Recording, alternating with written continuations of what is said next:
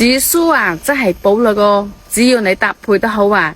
呢一種方法啊，係我90幾歲個阿爺留低個，記得點讚收藏起身，以防你想揾嘅時候呢，就可以揾得到咧。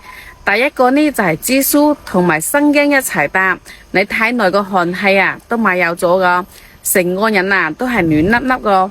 第二個呢就係紫蘇嗰啲梗啊攞嚟煲茶，你個脾啊同埋胃啊都係聽聽話話個。第三個呢就係紫蘇啊同埋大米啊一齊嚟煲粥食，你去上大號嘅時候啊都係通暢好多個。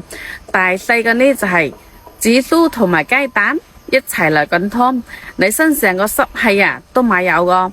第五個呢就係紫蘇加陳皮嚟煲水嚟飲，透氣啊都通神。透氣啊都通神好多噶。